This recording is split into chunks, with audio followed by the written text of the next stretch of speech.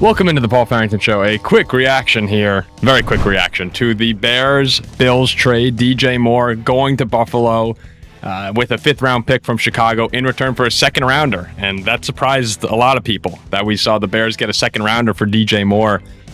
Coming off the season that he did have, the initial take is this is a great trade for Chicago. I feel great if I were a Bears fan right now. And not to say it's bad if you're a Buffalo fan. We'll get to them in just a second here. But think about it at face value for Chicago. DJ Moore is about to be 29 years old in April. He's coming off, kind of by far the worst season of his career. His rookie year, he had 788 yards and 55 receptions. Since then, he's been over 1,000 yards 4 times. He's been right around 900 and then around 950. This season, down to 682. I mean, this is the worst receiving yard career he's had. Fewest receptions, 50. He hadn't been lower the past 3 years in Chicago, other 2 years in Chicago than 96, right? He goes 96 for 1364, 98 for 966, and last year 50 for 682. Older receiver whose production dropped last year. Whether or not Bears fans think he actually is a worse off player, it seems like that's a little bit up for debate. But they have a young nucleus of talent in Luther Burden, Rome Odunze, Colston Loveland, who I thought was just awesome, and he really came on toward the end of last season, that you feel confident in moving forward, where DJ Moore became more of a luxury player for Chicago than a necessity when he first got there. And it seems like he was a great locker room guy. I guess that's what I'm hearing from Bears people say. I know that there were a couple on-field outbursts that he'd had over the course of his time in Chicago, but by all accounts seemed like someone that was liked by the team. But ultimately, right, this is a Bears team that's ready to win right now. And what this move does is it frees up $16.5 million in the salary cap. And Drew Dahlman, even though that is a big loss right there, frees up some money too. You'd much rather have Drew Dahlman on the team than not. I'm just saying, with the situation the Bears find themselves in now, they're big game hunting. And to me, it is so clear as day now to just go after Max Crosby. Get this thing done. Add the edge rusher you so desperately need. You see the impact that Micah Parsons had on the Green Bay defense. I mean, we see what Myles Garrett does in Cleveland for that team. They're horrible. Myles Garrett is the lone shining star there, keeping that team, not even afloat, but just, I would say, relevant in the news. The Bears go trade for Max Crosby. Things change in the NFC. The landscape feels a little bit different. This is a team that was 22nd in sacks last year with 35. You go get one of these elite guys, and I'm not talking, a good edge rusher, elite, top of the market guys. It changes the way you view Chicago. Establish yourself as a true contender next season, along there with Seattle, along there with LA. We think the Packers are going to be good again. We think the Lions are going to have an improved season. I'm not saying the Bears can't be competitive without Max Crosby on their roster, but you guys know what I mean. You're different when you have one of those guys. I know Linderbaum has been brought up now. Can they go get Tyler Linderbaum? And to me, it's fine, right? You could go and make that move. You get a really good center. You're just replacing Dahlman. I'd rather get a decent center, a mediocre center, and go make that move for the big dog in Crosby. I'm sure most Bears fans would rather do that as well. Because, you didn't want to lose Dahlman, and DJ Moore, someone you liked. But here, you're in this situation now where you have a lot of salary cap, and everyone's paying attention to what you're going to do. I said before this offseason started, and I guess it hasn't really started, but the Bears were the team to circle for me in the entire NFL. What's it going to look like for them next season? Obviously, right now, with who they're going to add to this team, that's a massive question. But beyond that, is Caleb going to take that jump from a guy who has top 10 flashes to being a consistent top 10 QB in the league, maybe even top 5? We know he has the skill set. He has just innate ability, right, that most people don't have at quarterback. You're talking Josh Allen, Patrick Mahomes level stuff that he can do. If he takes that leap, Chicago is going to be around for a long time. And this window is open. Next year, are they going to be the team? They had all these crazy finishes. I mean, turnover differential. Chicago, I believe, was plus 22 last year. And number 2 was Houston at plus 17, then Jacksonville plus 13. I mean, they had a massive turnover differential gap compared to the rest of the league. You have to think that number comes back. You have to think the crazy last second wins even out a little bit more. But with that, right, there's something finally to build around in Chicago. There's real belief. So even if you do regress to the mean a little bit in some of those outlier categories, you expect the team to be better than they were last season. You expect Caleb to be better in year 2 with Ben Johnson than he was last season. You need Rome Odunze to get better. Now you need Luther Burden to get better and step up. Colston Loveland, right? The floor has risen. Or at least the expectation for what the floor is has risen in Chicago.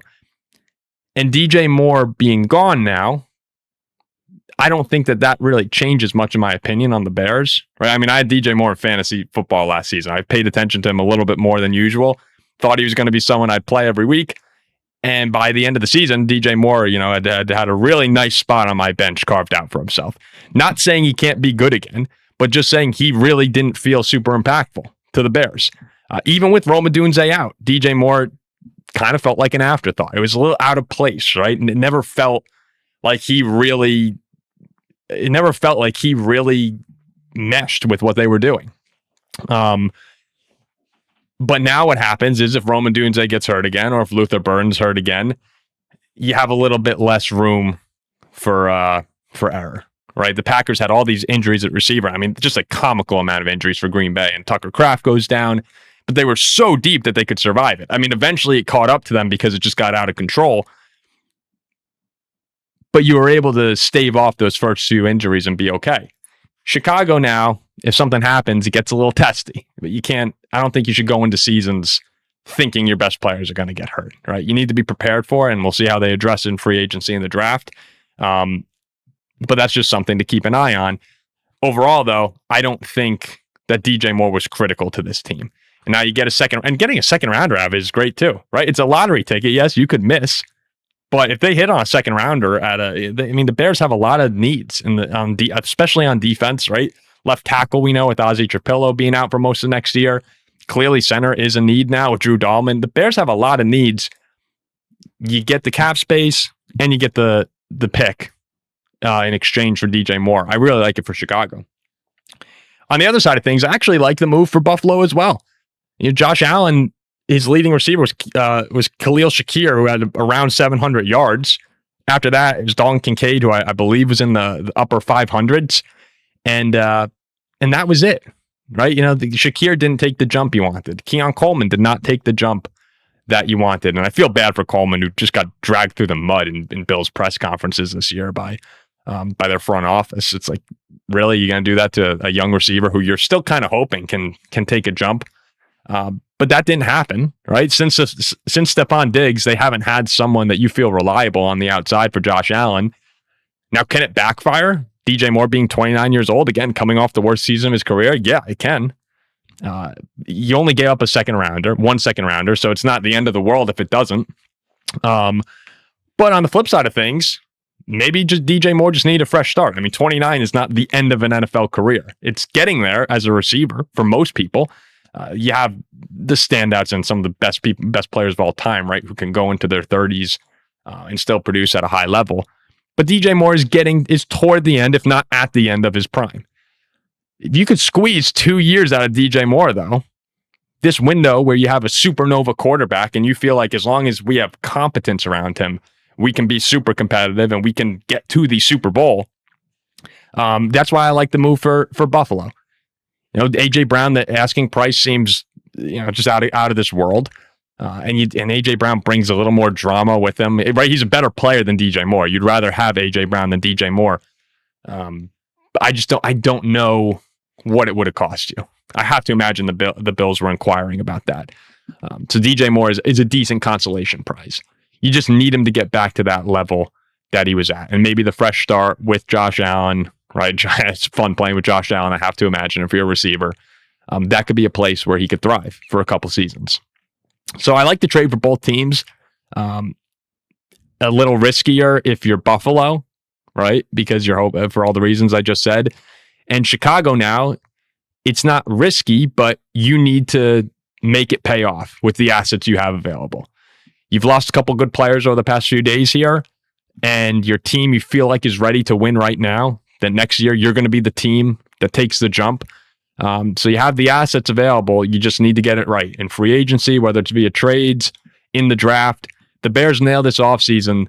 They're going to be really dangerous next year. And they're going to be really dangerous for years to come. I believe in them. I think they're, of all the teams in the league, if you told me you could root for someone right now who'd be the most fun to hold on to the cape, it would probably be the Chicago Bears. So we'll see. Congratulations to the Bills fans who got a good receiver, and congrats to Weston Dale, our buddy Tim, all the Bears fans that we know, for the excitement, right? It's sometimes this part is the most fun when you're throwing around the rumors and dreaming about what could be. So we'll see what happens over the next few days. See you.